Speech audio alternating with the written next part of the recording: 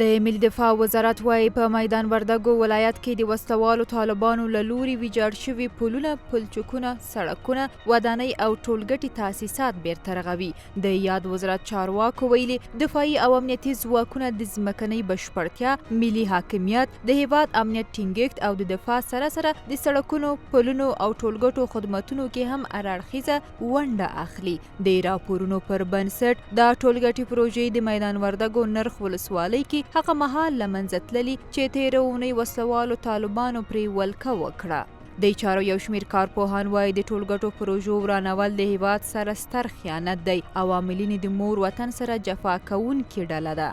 د دوی په اند د وسلوالو طالبانو کړنو ته په کتو خلک فکر کوي چې ولسوالیو کې داسې ورانول کوي، ښارونو ته راتګ سره به بیا هر څه د خاورو سره خاورې کړي. د پاکستان په اشاره، د پاکستان په د حکم په اساس، د پاکستان د هدایت په اساس، د پاکستان د لمسولو په اساس او بالاخره د پاکستان د پلانونو په اساس همیشه د افغانستان تاسیسات له منځه تللي دي، له منځه وړل شوي دي. د افغانستان گویا سړک خراب شوی ده، شبخانه ته اور اچول شوی ده، مکتب ته اور اچول شوی ده او کادرونه شهیدان شوي دي.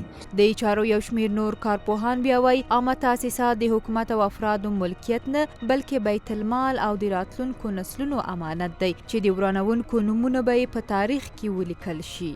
دوی زیاتوي که وسلوال طالبان د سولې نیت لري او غواړي چې جوړجاړی وکړي نو داسې ورانول دې نه کوي، ځکه د هغې سولې به څه خوند وي چې وطن کنډواله شوی وي. زما طالبانو ته دا پیغام دی که دوی واقعا افغانانی او د سولې اراده او نیت لري او سبا راځي دلته په دې وطن کې ژوند کوي له دې خلکو سره، نو پیغام مې ورته دا دی چې دوی د له داسې خونړیو او ورانوونکو بریدونو څخه ځان وژغوري. دلته د دوی دا تاسیسات چې دلته په نړیوالو چندو او مرستو باندې جوړ شوي دي دا د نه ورانوي چې دا په آینده کې زمونږ راتلونکی نسل له دې څخه ګټه اخلي، حتی د همدوی بچي به ورڅخه ګټه اخلي.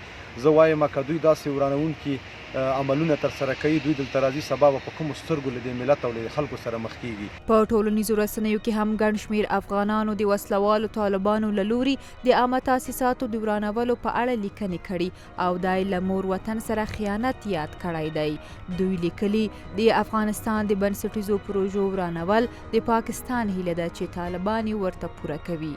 ولسمشر محمد اشرف غني هم د کمال خان باندې پرانیستې په ورځ ویلي وو چې وسلوالو طالبانو د $1 میلیارډ په ارزښت عامه تاسیسات، سړکونه، پلونه او ټولګټي پروژې نړولي او له منځه یې وړي دي.